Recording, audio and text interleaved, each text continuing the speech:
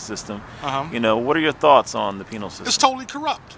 I mean, if you look what happened last year, Cher, who was the second in command of the prisons, he wound up getting caught by the FBI for taking a bribe. We have officers that are bringing guns inside the prison, bringing drugs inside the prison. We have in New Jersey about, what, 39,000 adults locked up, 80% African Americans. We got about 10,000, between 9,500 and 10,000 kids locked up. Juveniles, 80% African Americans. Something's wrong with that picture. We only represent 13 to 14% of the state. So we have a serious problem, and it's us that have to deal with it. And all you see in the prisons are poor people. And so we have poor people in prison, and we have all these educated, especially educated African Americans. We got great churches. We got churches fill up 10,000 people. We got these great minds. We got great mayors, senators, state senators. I mean, we can deal with this problem. It doesn't have to be this way. It'll be this way if we choose it to be this way. And that's what I said before about this city and about this prison industry.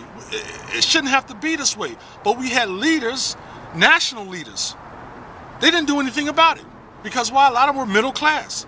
I mean, we have a middle class that does not care anything about poor people, the poor class of people. Because if they cared anything, we wouldn't have this situation right now in prisons. Only way they said if it was directly affected them, if it directly affected middle class people, then you'll see something happen then. You'll see middle class black people standing up. Oh no, you can't lock my kid up. When we have prison industries, we have the justice system giving key people 10, 15, 20 years in prison for nonviolent charges. They're not rehabilitating. So we got kids who are 14, 13 years old in prison. We have 13, 14-year-olds in prison right now. They're not getting rehabilitated. They're joining gangs. That's not, what type of society are we? And when you talk to a preacher, I've talked to a couple preachers, oh, we know it's a problem. Well, if you know it's a problem, when are you going to do something about it? If we don't have that type of leadership, I'll stand up, and I'm sure there's other brothers, but we don't have the big churches. We don't have the millions of dollars to speak about these things. I mean, to really get, pay for big-time lawyers to challenge the system. Even though it'll happen one day because, you can't keep people down. And you're going to have a mass, insurrection.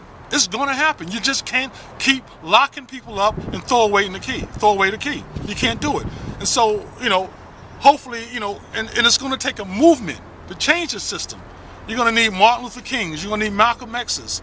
You're going to need great organizations like the NAACP to stand up and rise up and challenge this system. All this is going to have to take place. You're going to need brothers like yourself to write about it. And other brothers. One of the brothers that write for me on Today's News NJ, Delonte. He's going to have to start he's writing about it now, but we need individuals like yourself.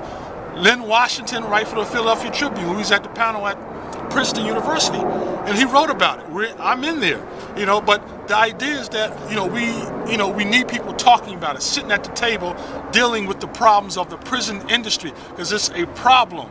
If you look what happened in Texas, NPR News, they did a show on the whole prison industry in Texas. Well, the prisons aren't being fulfilled. They're not being filled up in the prison industry. So people spent millions of dollars to build these prisons, and now they thought that all these kids were going to jail, that they would fill the prisons up. It hasn't happened. New York State, they're going to have to shut down 5 prisons because they don't have enough people, black people, to fill these prisons. God works in mysterious ways. That's showing you can't predict the future, especially when it comes to our kids. And that kind of ties into the next question with a recent incident that happened in Trenton at Rowan Towers. Yeah. A young girl was allegedly gang raped. What are your thoughts on that incident? Well, it's a terrible situation from both sides. First of all, the girl lied.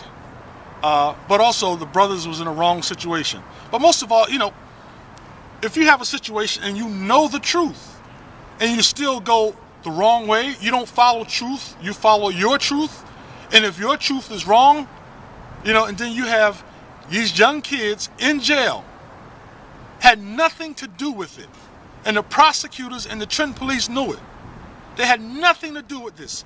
The young girl lied, and the young girl had problems. It was, a lot of us, the older sister who had claimed to gave her younger sister up for these guys to have sex with. But understand, this is the type of police force we have.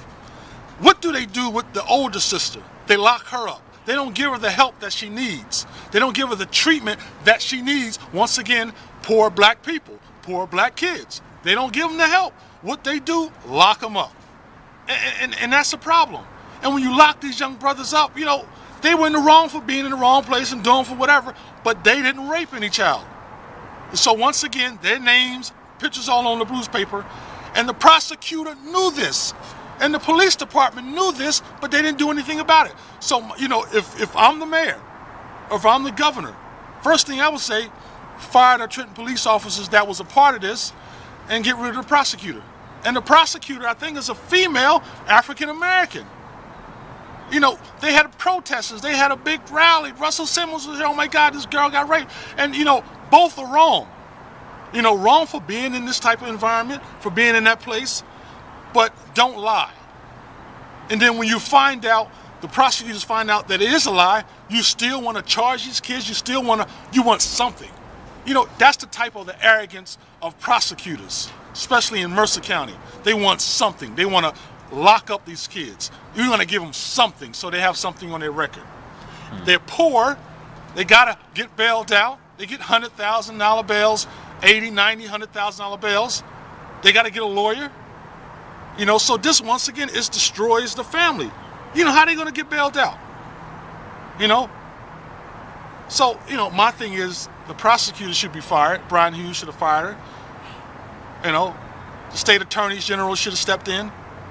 And these Trenton cops, detectives, they should have been demoted. But once again, where were the council people? Where was the mayor, on these issues? Where was the black church? The organizations, NAACP? Why they didn't step up to the plate?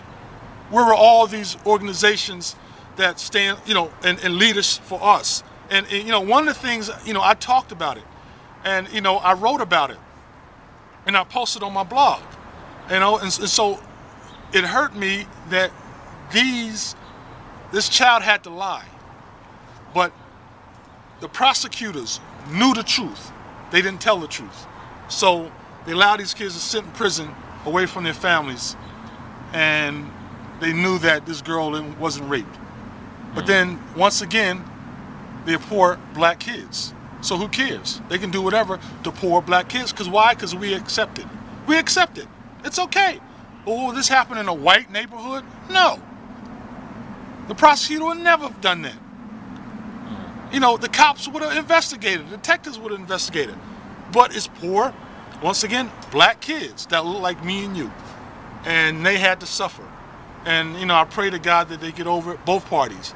Right. The older daughter, the sister, young girl, and the individuals that were accused of raping this, I think she was 7 years old.